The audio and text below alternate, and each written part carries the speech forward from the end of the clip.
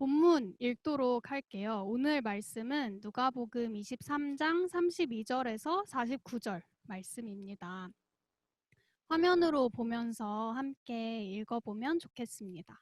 또 다른 두 행악자도 사형을 받게 되어 예수와 함께 끌려가니라.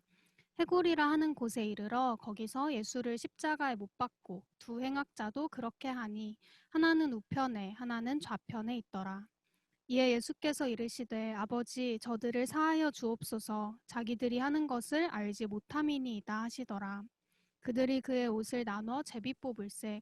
백성은 서서 구경하는데 관리들은 비웃어 이르되 저가 남을 구원하였으니 만일 하나님이 택하신 자 그리스도이면 자신도 구원할지어다 하고 군인들도 희롱하면서 나와 신 포도주를 주며 이르되 내가 만일 유대인의 왕이면 내가 너를 구원하라 하더라.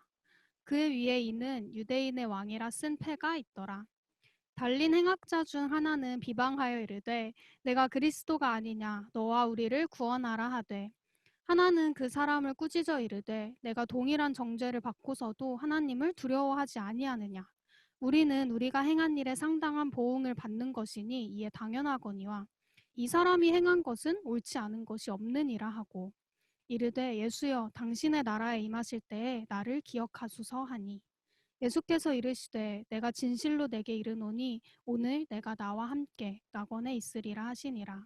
때가 제6시쯤 되어 해가 빛을 잃고 온 땅에 어둠이 임하여 제9시까지 계속하며 성소의 휘장이 한가운데가 찢어지더라. 예수께서 큰 소리로 불러 이르시되 아버지 내 영혼을 아버지 손에 부탁하나이다 하고 이 말씀을 하신 후 숨지시니라. 백부장이 그 된 일을 보고 하나님께 영광을 돌려 이르되 이 사람은 정녕 의인이었도다 하고 이를 구경하러 모인 무리도 그 된 일을 보고 다 가슴을 치며 돌아가고 예수를 아는 자들과 갈릴리로부터 따라온 여자들도 다 멀리 서서 이 일을 보니라. 아멘. 안녕하세요, 여러분. 오늘은 거룩한 추락이라는 제목으로 여러분과 함께 십자가를 살펴보려고 합니다. 말씀으로 들어가기 전에 여러분에게 한 가지 질문을 던지고 싶습니다. 여러분이 가장 최근에 십자가를 떠올린 순간은 언제일까요? 어떤 상황이었나요? 따로 소그룹으로 흩어지지 않고 지금 채팅창을 통해서 답변해 주시면 됩니다. 자유롭게 나눠주시면 되는데요. 내가 가장 최근에 십자가를 떠올렸던 순간, 그리고 어떤 상황에서 떠올렸었는지 한번 곰곰이 생각해 보시고 앞으로 몇 분 정도 시간을 드릴 테니까 채팅창에 한번 올려주시면 좋겠습니다.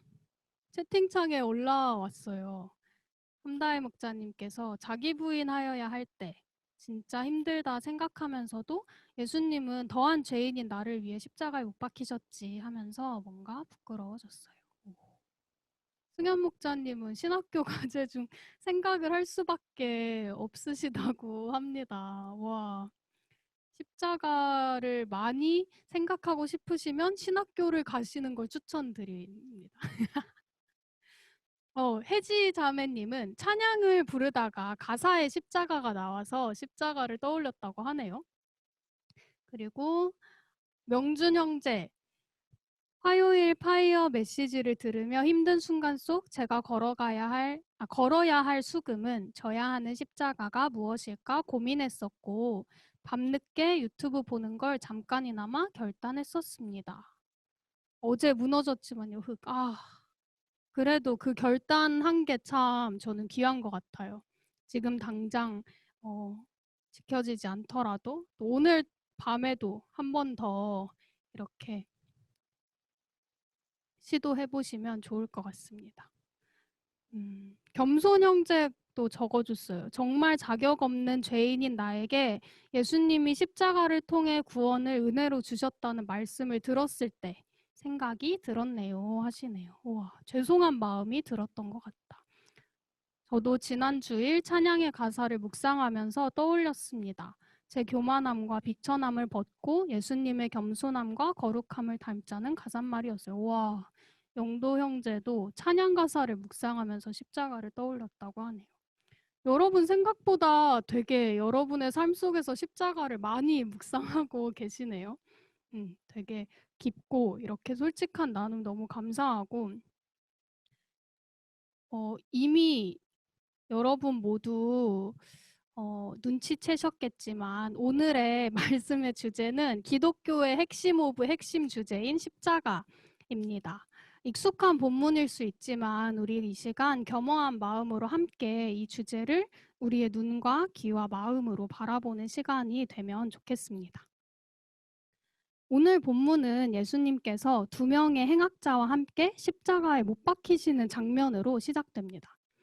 여러분은 십자가형에 대해 얼마나 알고 계신가요?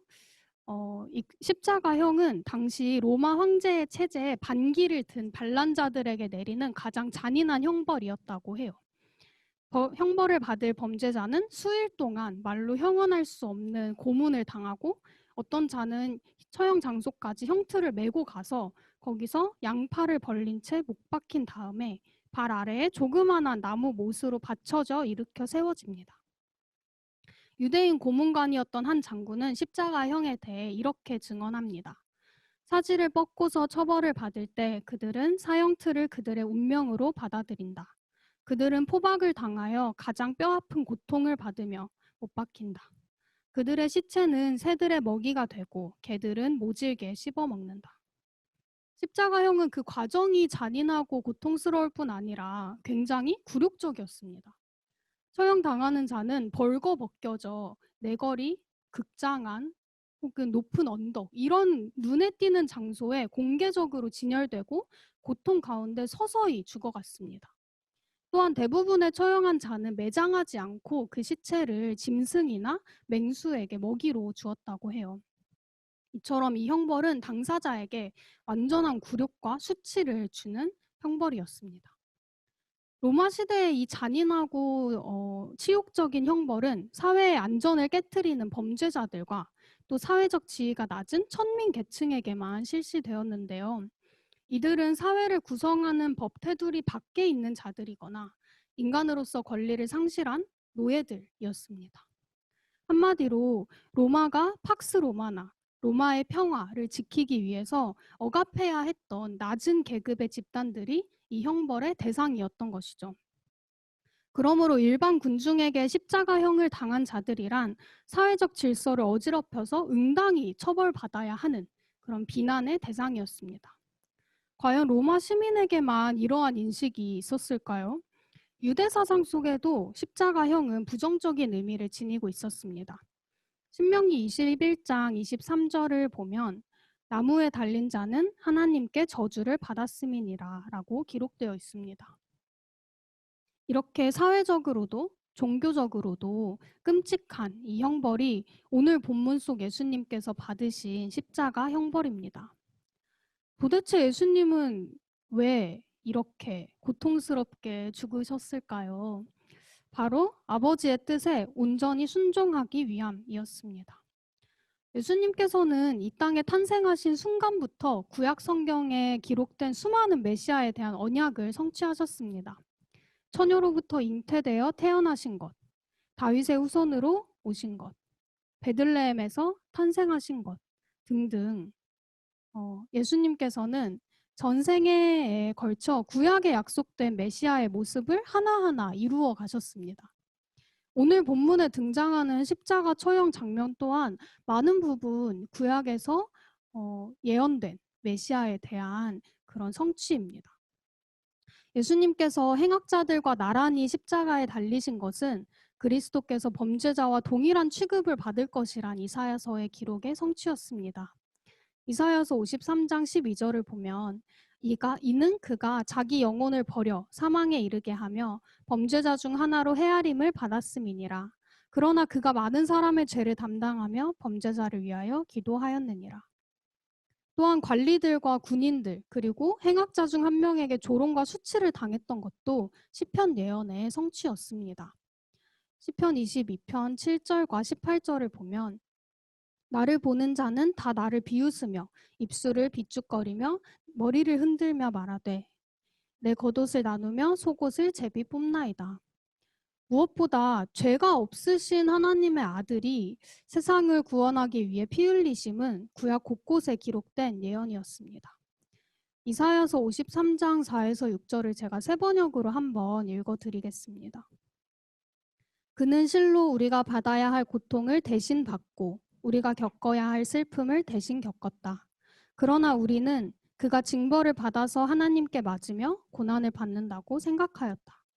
그러나 그가 찔린 것은 우리의 허물 때문이고 그가 상처를 받은 것은 우리의 악함 때문이다. 그가 징계를 받음으로써 우리가 평화를 누리고 그가 매를 맞음으로써 우리의 병이 나았다. 우리는 모두 양처럼 길을 잃고 각기 제 갈 길로 흩어졌으나 주님께서 우리 모두의 죄악을 그에게 지우셨다. 아멘. 이렇듯 창조주이신 예수 그리스도는 하나님 아버지께 순종함으로 스스로를 모든 율법과 예언 속에 가두셨습니다. 하늘과 땅의 모든 능력을 가지신 예수께서는 능력으로 언약을 성취하신 것이 아니라 도리어 모든 주권을 포기하심으로 선지자들과 예언자들이 가리킨 낮고 낮은 자리에 추락하셨습니다. 끝없는 모욕과 조롱에도 예수께서는 끝까지 자신을 드러내는 이적과 표적이 아닌 잠잠한 순종으로 사명을 완수하셨습니다. 이사야서는 예수님에 대해 이렇게 기록합니다. 그가 곤욕을 당하여 괴로울 때에도 그의 입을 열지 아니하였으며 마치 도수장으로 끌려가는 어린 양과 털 깎는 자 앞에서 잠잠한 양같이 그의 입을 열지 아니하셨도다. 우리 이사야서 말씀을 읽었죠. 이렇게 예수님께서는 이 수치와 저주의 상징이었던 십자가에 스스로 자발적으로 몸을 내던지셨습니다. 오늘 저희가 살펴본 본문의 앞부분은 이러한 예수님의 십자가 처형 장면인데요. 그것에 이어서 이 십자가에 가장 어울리지 않는 분이 십자가에 달려 계신 장면을 보는 사람들의 세 가지 반응이 등장합니다. 오늘 본문엔 세 부류의 사람들이 등장하는데요. 기뻐하는 자, 슬퍼하는 자, 그리고 손을 뻗은 자입니다. 먼저 우리 기뻐하는 자를 한번 살펴봅시다. 이렇게 잔인한 처형이 집행되는 날 유독 하이텐션인 사람들이 등장합니다. 바로 관리들과 군인들이죠. 본문 35절에서 37절을 보면 관리들은 예수님을 비웃으며 이야기합니다. 만일 당신이 하나님의 택함을 받은 그리스도이면 어디 자신도 구원해보라지. 군인들도 예수님을 희롱하며 비슷한 이야기를 합니다. 네가 만일 유대인의 왕이라면 너 자신이나 구원해라. 누가복음에는 관리들로 언급되는 이 사람들은 마태복음을 살펴보면 정확하게 유대 지도자들을 가리킨다는 사실을 알 수 있습니다. 마태복음 27장 41절과 42절을 보면 그와 같이 대제사장들도 서기관들과 장로들과 함께 희롱하여 이르되 그가 남을 구원하였으되 자기는 구원할 수 없도다.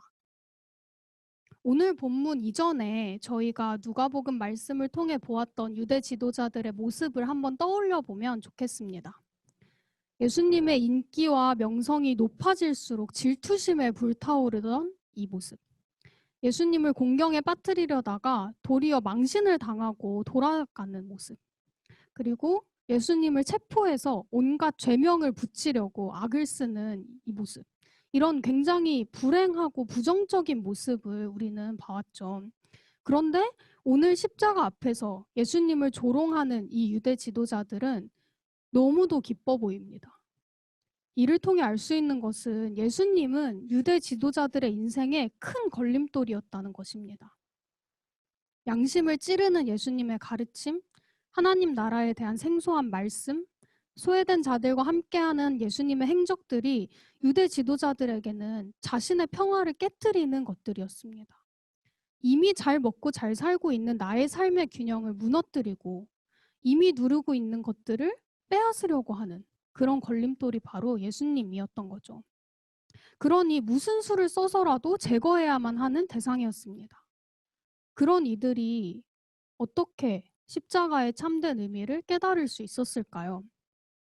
마음의 시선과 관심이 오로지 현재의 평안한 일상, 나의 권리, 내가 지켜야 하는 기득권에만 집중되어 있는데 결코 이들은 십자가에 담긴 그리스도의 자발적 낮아짐을 볼 수 없었을 것입니다. 그러나 참 아이러니하게도 이 현장에 있는 사람들 중 이 부류야말로 가장 예수님에 대해 잘 아는 사람들이었습니다. 이들은 예수님에 대한 모든 구약의 예언들을 보았고 들었고 심지어 때로는 가르치기도 했습니다. 그런데 정작 메시아가 나타났을 때 시작부터 끝까지 그리스도와 발을 맞추지 못했습니다.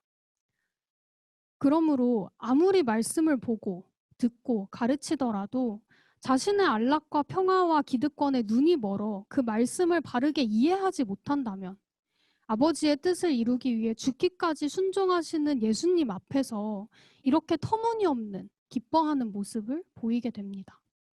보고 듣고 가르쳤지만 이해하지 못했던 첫 번째 부류가 바로 이 기뻐하는 자들이었습니다. 두 번째 부류는 슬퍼하는 자들입니다. 본문 47절에서 49절에는 예수님의 처형 장면을 바라보던 사람들이 등장합니다. 예수님의 죽음과 그 후에 일어난 휘장이 찢어지는 이 이적을 본 로마 백부장은 하나님께 영광을 돌립니다. 십자가에서 방금 죽으신 그분이 하나님의 아들 예수 그리스도이심을 시인한 것이죠. 그리고 같은 곳에 있었던 무리들은 가슴을 치며 돌아갑니다. 누가복음에서 이 가슴을 치는 행동은 슬픔을 표현할 때 나타나는데요. 그리고 이어서 수많은 사람들이 멀리 서서 이 광경을 지켜보고 있습니다.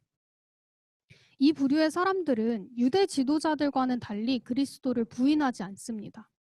반대로 메시아이신 그리스도를 인정하고 그 무고한 죽음에 슬퍼합니다.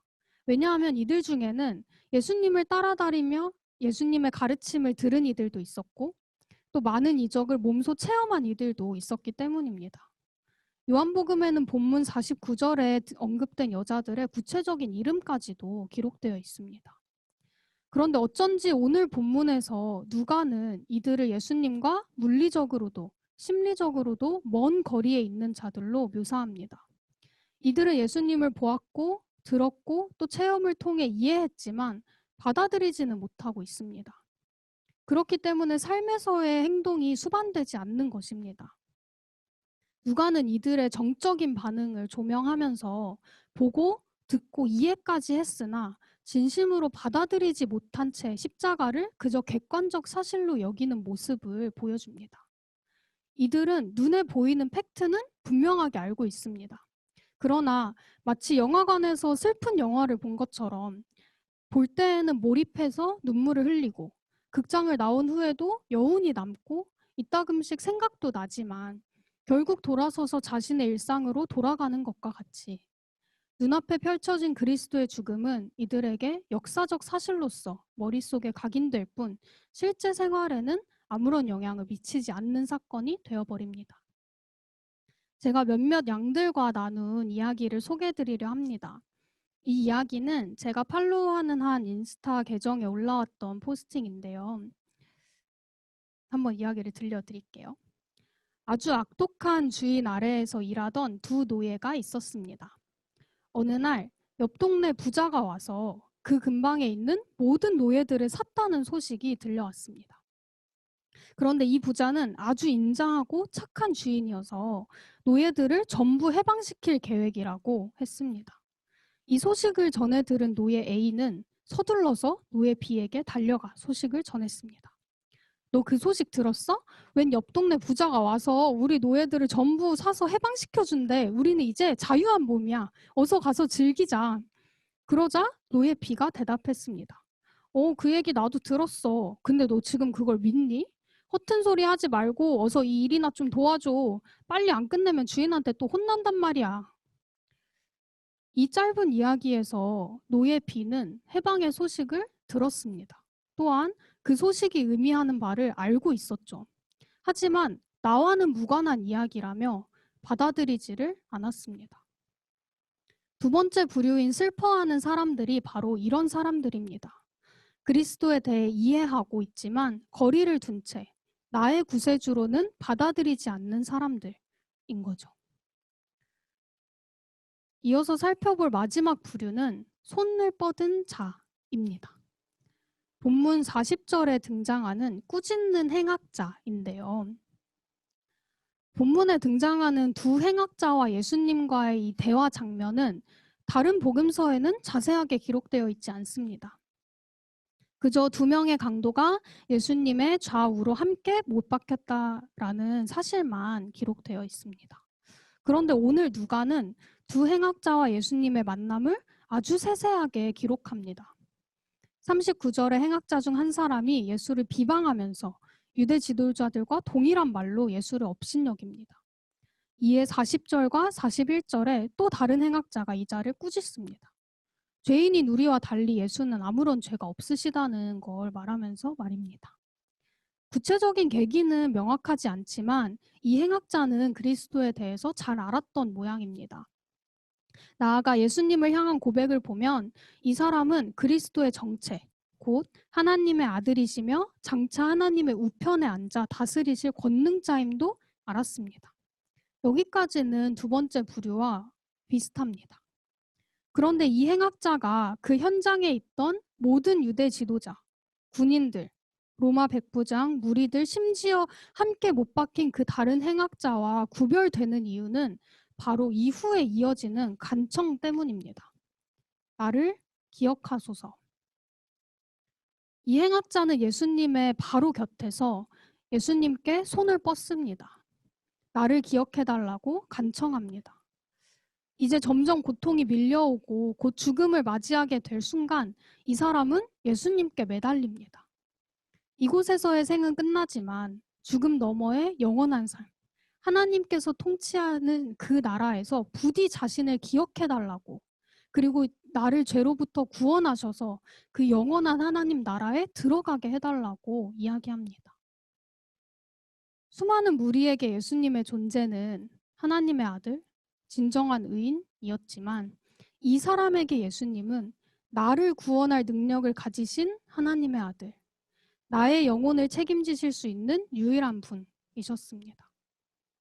보고 듣고 이해한 것을 받아들이고 붙잡는 것, 이 객관적인 사실들을 주관적인 나의 삶에 적용하는 것이 바로 믿음입니다. 이 행악자는 누군가는 이해하지 못했고 또 누군가는 받아들이지 못했던 그리스도의 진리를 온전히 받아들이고 그 진리를 향해 손을 뻗어 자신의 몸을 맡김으로 반응했습니다. 십자가 형벌이 집행되고 있는 그 언덕 위에 수많은 무리가 모여있는 그곳에서 이 한 사람만이 믿음으로 십자가에 반응합니다. 누가는 이 행악자에게 주목함으로써 그리스도의 희생으로 기인된 이 구원은 보는 것, 듣는 것, 가르치는 것, 이해하는 것에서 나지 않음을 분명하게 전하고 있습니다. 구원은 오직 그리스도의 희생의 의미를 믿음으로 받아들이고 나의 삶에 완전히 결부시킴으로 얻어진다는 사실입니다. 이해를 돕기 위해 지금까지 살펴본 세 부류의 사람들을 제가 다음과 같은 도표로 한번 표현을 해봤습니다. 넘겨주시면 도표가 나올 텐데, 저 높은 하늘에서 이렇게 예수님께서는 낮고 낮은 십자가 죽음을 향해 가고 계십니다. 그 다음을 보면 그 하얀 곡선과 정반대로 유대 지도자들은 예수님께서 낮아질수록 더 높이 상향 곡선을 그립니다. 예수님의 영향이 줄어들수록 자신이 누릴 수 있는 기득권이 더 확고해지기 때문이죠. 그리고 그 가운데를 가로지르는 Y=0선, 아주 중립적인 선이 있습니다. 이 모든 것을 보고 있지만 또 이해하고 있지만 받아들이지 않은 채 주어진 일상을 살아가는 사람들입니다. 마지막으로 예수님의 바닥으로 떨어지는 선에 수렴하려는 또 하나의 하얀 곡선이 있습니다. 이것은 예수님에 대한 진리를 믿기에 그 예수님께 매달리려 하고 가까워지려 하고 내 생명과 영혼을 제발 책임져 달라고 손을 뻗는 삶입니다. 여러분은 오늘 십자가를 어떤 마음으로 바라보고 있습니까? 이 시간 소그룹으로 나눠져서 한번 나눠볼 텐데요. 오늘은 딱 한 번 소그룹으로 모여서 이야기를 나누려고 합니다. 여러분의 마음은 어떤 곡선을 그리고 있는지 한번 돌아보고 정말 내가 십자가 앞에 어떤 모습으로 반응하고 있는지 한번 솔직하게 나누어 보면 좋겠습니다. 네, 6분 정도 나눌 텐데요. 이제 흩어져서 나누고 돌아오십시오. 안녕. 다들 잘 나누어 보셨나요? 다양하죠. 다양하고 또 어떤 한 부류에만 늘 속하지는 않는 그런 게 우리인 것 같아요.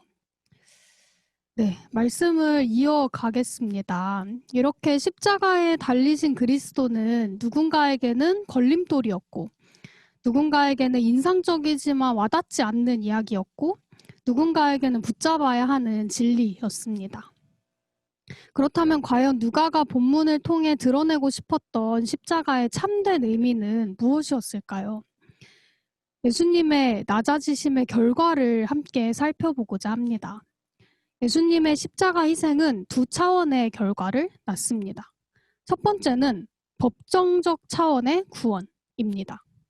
이는 앞서 살펴본 믿음으로 손을 뻗은 행악자에 대한 예수님의 반응을 통해 알 수 있는데요. 43절 말씀을 한번 읽어보겠습니다. 예수께서 이르시되 내가 진실로 내게 이르노니 오늘 내가 나와 함께 낙원에 있으리라 하시니라. 아멘. 낙원으로 번역된 이 단어는 본절에서 천국의 개념으로 사용되고 있습니다.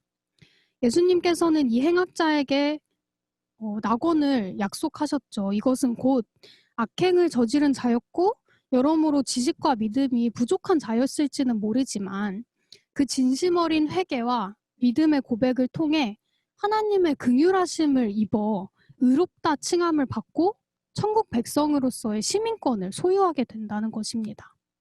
그리고 이 구원은 바로 오늘 주어지는 것이라고 예수님께서 말씀하십니다.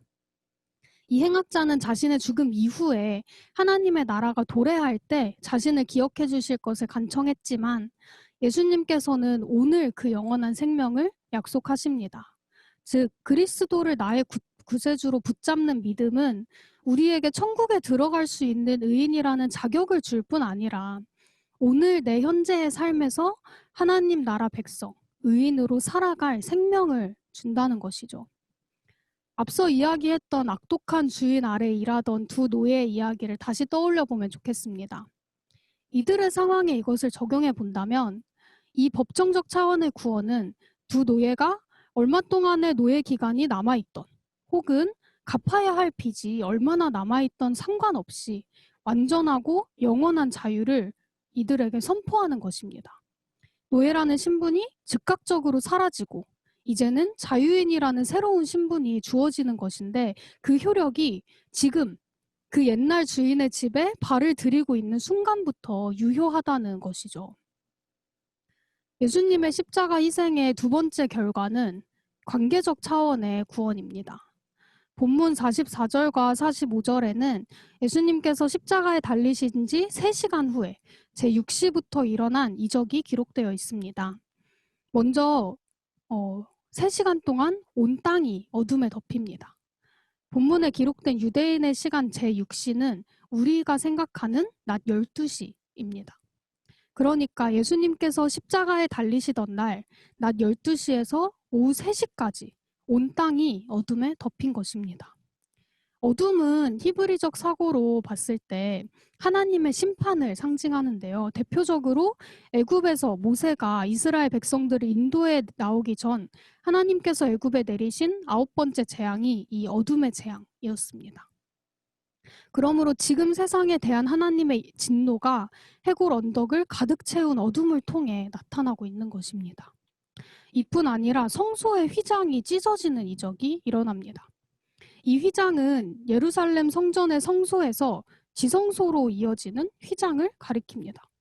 지성소에는 하나님의 임재를 상징하는 언약궤가 있기 때문에 대제사장만이 1년에 한 번 들어가서 희생 제물의 피를 이 속죄소에 부음으로 이스라엘 백성들의 죄를 1년 동안 덮어주었습니다.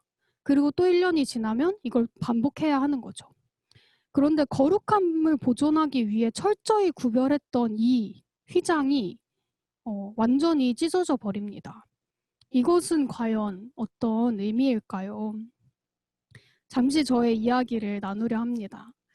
여러분 혹시 자이로 드롭을 타보셨나요? 저는 놀이기구를 굉장히 힘들어합니다. 롤러코스터를 타는 것도 제게 굉장히 힘든 일인데요.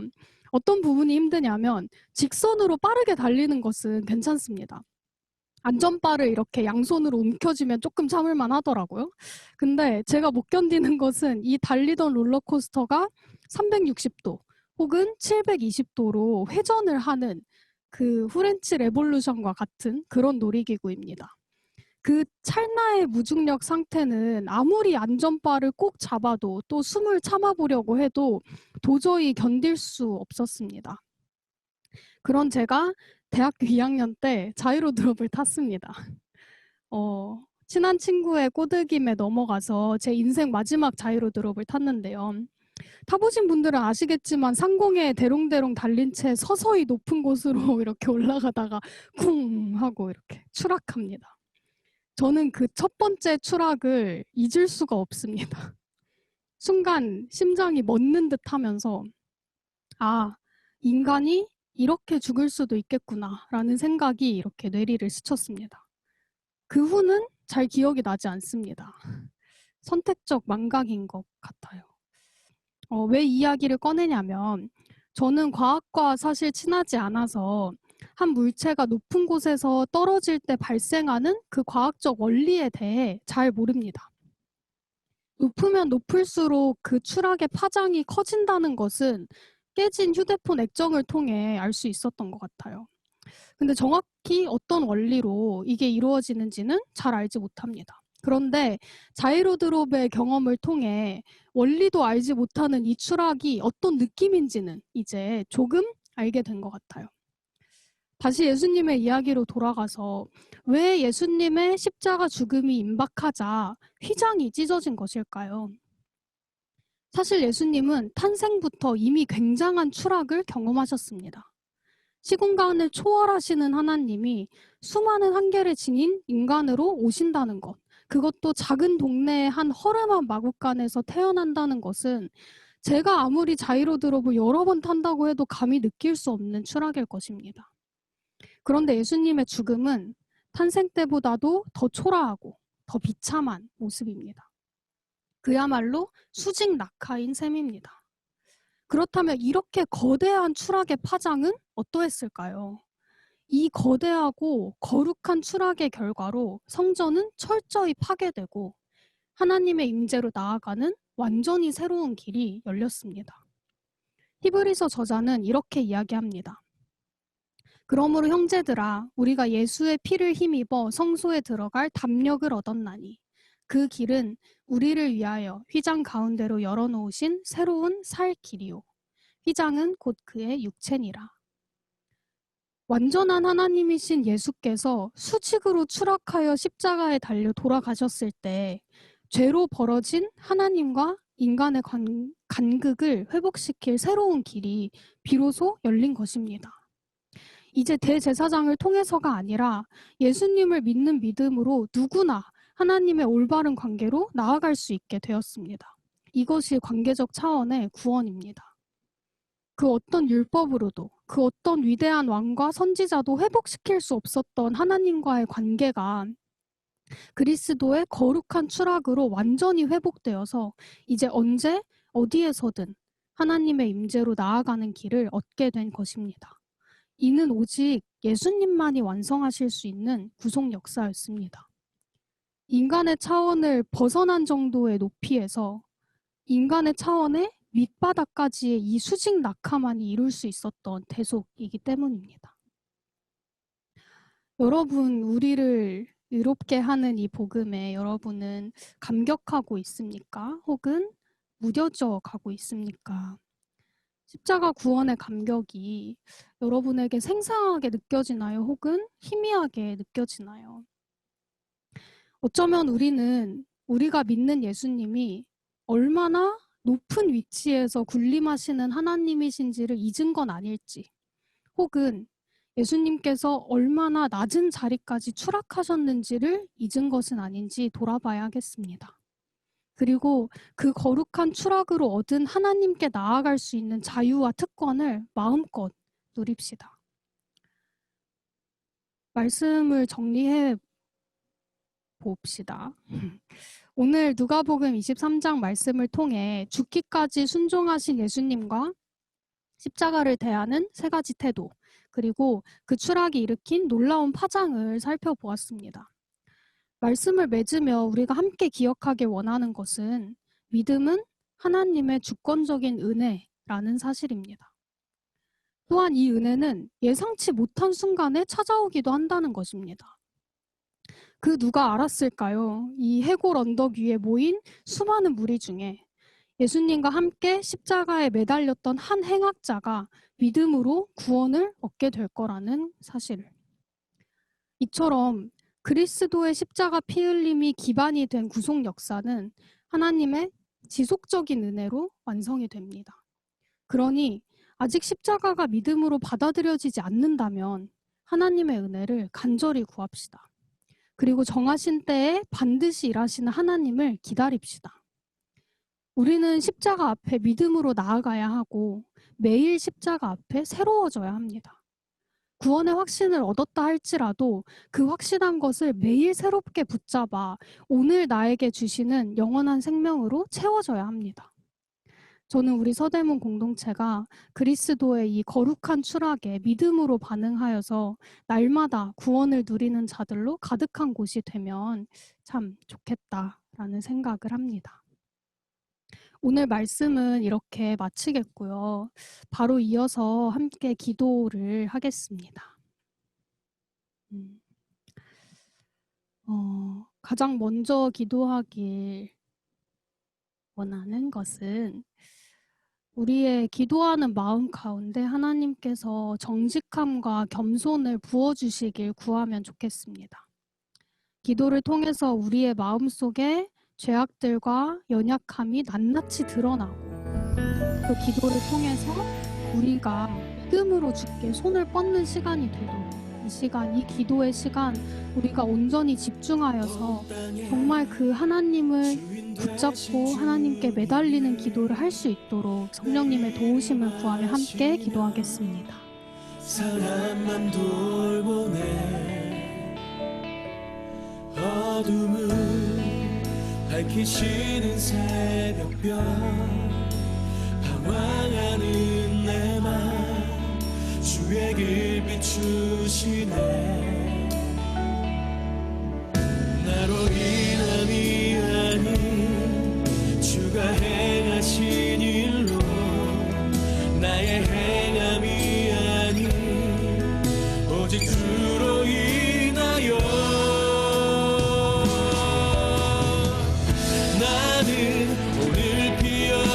지는 이름 없는 꽃과 같네 바다에 있는 파도 안개와 같지만 주는 나를 붙드시고 부르짖음 들으시며 날 귀하다 하시네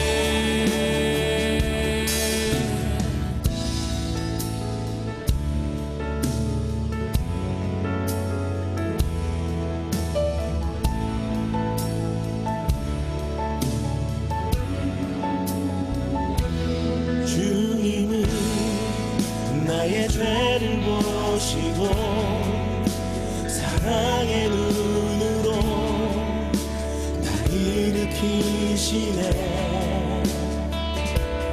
바다를 잠잠하게 하시듯 내 영혼의 복음 그렇게 하시네 나로 인함이 아닌 주가 행하신 일로 나의 행함이 아닌 오직 주로 인하여 나는 오늘 피었다 지는 이름 없는 꽃과 같네 바다에 있는 파도 안개와 같지만 주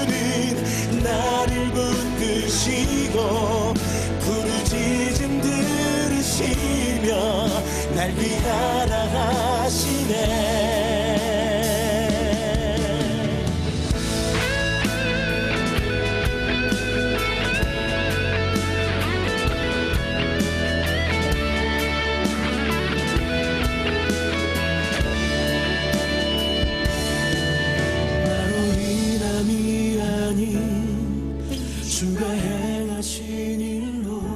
시간 십자가 앞에선 우리의 태도를 돌아보면 좋겠습니다.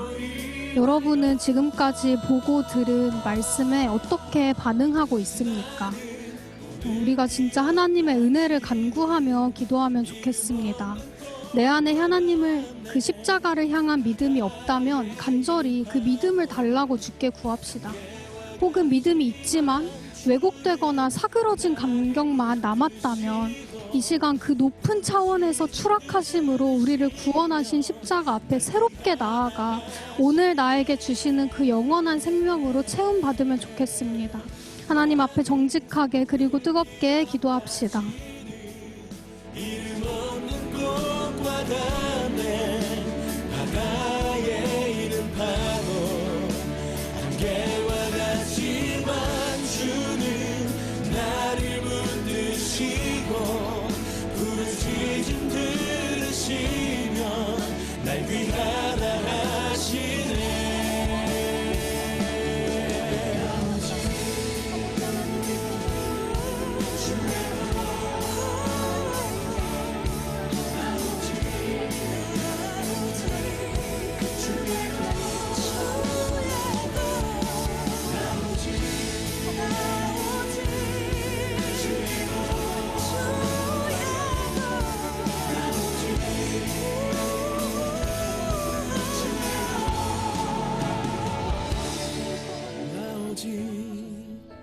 하나님 정말 하나님께서 허락하신 그 자유와 생명을 주여 정말 나의 마음에 느껴지지 않는 나의 마음이 너무도 굳어져서 나의 마음이 너무도 딱딱하여져서 주님 정말 나의 마음이 너무도 교만하여져서 정말 그리스도를 바로 보지 못하고 그리스도에게 믿음으로 정말 반응하지 못할 때에 하나님의 긍휼을 우리가 기다립니다.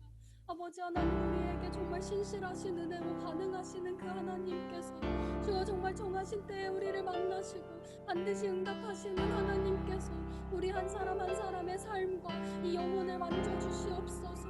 아버지 하나님 우리의 능력으로는 우리의 노력으로는 도저히 도달할 수 없는 하나님 도저히 그 얻을 수 없는 이 십자가의 감격 하나님 오로지 성령님의 그 역사하심으로 말미암아 오직 하나님의 그 크신 은혜로 말미암아 경험되고 체험되어 주시옵소서. 아버지 하나님 정말 무뎌진 우리의 마음을 용서하여 하나님 더 이상은 우리가 머리를 안다고 정말 우리가 보고 들었다고 우리의 행동으로 정말 우리가 이렇게 살고 있다고 착각하는 것을 멈추게 하여 주시옵소서. 하나님 정말 그리하여서 십자가를 안다고 하지만 그리스도와 더불어 있는 그리스도와 계속해서 발이 맞추어지지 않는 그리스도께서 허락하신 그 기쁨과 생명으로 채워지지 못하는 정말 계속해서 점점 행복하기만 하는 삶 그래서 우리가 이제는 하나님 정말 매일 십자가를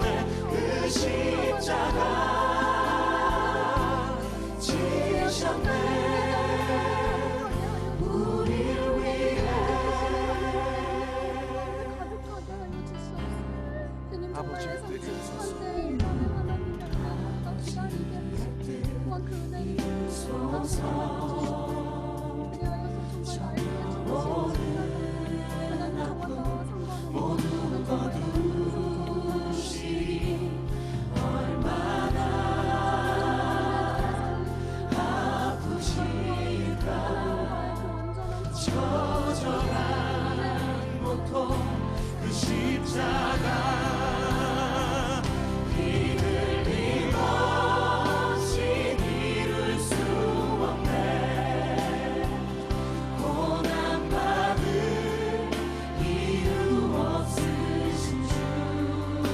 마지막으로 우리 잠잠히 그리스도의 낮아짐을 묵상하면서 내가 동참해야 하는 낮아짐의 영역이 무엇인지 하나님 앞에 물으면 좋겠습니다.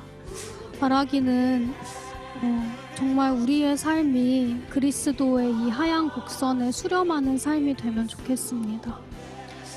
구체적으로 정말 그리스도께서 초청하시고 또 부르시는 그 낮아짐의 자리가 어디인지 하나님께 잠잠히 묻는 기도를 하겠습니다.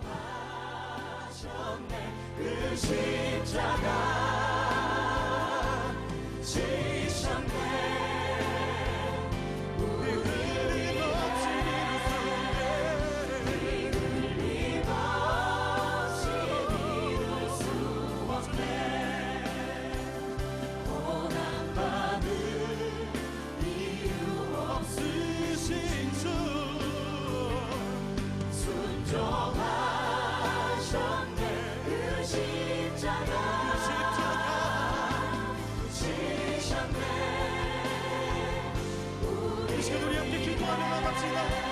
우리를 사랑하셔서 순종하신 우리 예수님께 우리 감사하며 주님의 십자가의 은혜 앞에 나아갑시다. 함께 기도하겠습니다. 주님, 우리를 위하여 택하신 하나님의 명복 그 십자가 죽기까지 사랑하셔서 이 땅 가운데 주님 우리를 찾아오시고 하나님 말씀을 주시기 위하여 그 길을 걸어가셨던 주님, 하나님 아버지의 사랑, 우리 예수님의 생명을 사랑합니다. 이를 믿어 수 없네. 고난받을 이유 없으신 주, 순종하셨네. 그 십자가 지셨네. 우리를 위해 흘림 없이 생명 주신 이 모든 말씀 살아계시고 또 우리를 위하여 죽으신 예수 그리스도의 이름으로 기도드렸습니다. 아멘.